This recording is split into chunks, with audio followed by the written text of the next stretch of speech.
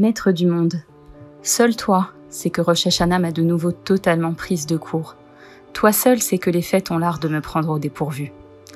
Maître du monde dont la demeure est dans les cieux, tu sais que j'ai fait l'effort de me lever à la même heure que mon mari pour les slichot, histoire de lui témoigner mon soutien et ma compassion. Et toi seul sais qu'une femme debout depuis 5 heures du matin n'est pas la créature la plus lucide de ton monde. Et pourtant, la course acharnée du matin consistant à passer de la cuisine à la salle de bain, puis de la salle de bain à la porte d'entrée, m'a à nouveau fait oublier le pourquoi véritable de ce réveil si matinal. Certes, Hachem sur mon bureau est posé un livre de Torah Box sur les jours redoutables. Parfois, je trouve quelques minutes pour le feuilleter. Il m'est même arrivé de réussir à mettre en pratique l'un de ses conseils. D'ailleurs, pas plus tard qu'il y a 2 semaines, j'ai réussi à ne pas me mettre en colère contre la caissière du supermarché, qui prenait un malin plaisir à prendre son temps. Maître du monde, pour qui rien n'est caché, tu sais combien Rosh Hashanah est proche, et combien moi, je suis loin. Tu sais que mes préoccupations de l'heure sont fort éloignées de ce qu'elles devraient être. Entre le prix au kilo de la viande, la gestion des invitations de ma belle famille, les vêtements achetés pour la fête et les coups de fil à passer avant que le téléphone ne soit coupé pour 3 jours, mon esprit n'est pas vraiment à l'examen de conscience. Ce n'est pourtant pas Hachem faute de vouloir. Qu'allons-nous dire devant toi qui réside dans les cieux? Qu'allons-nous raconter devant toi qui habite les hauteurs célestes?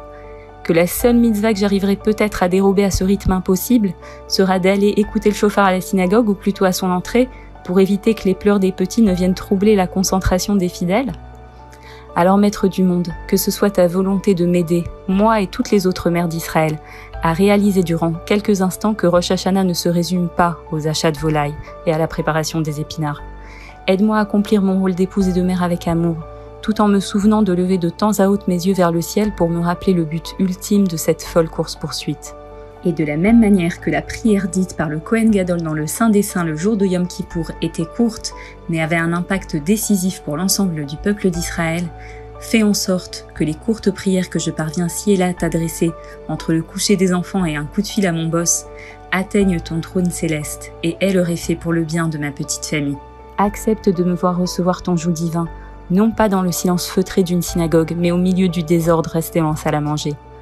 Accepte mon sacrifice de mère juive, qui regarde avec un brin de jalousie son mari partir pour la synagogue enveloppé de son talit, pendant qu'elle reste priée à la maison. De la même manière que tu acceptas les sacrifices du Kohen Gadol dans le sanctuaire.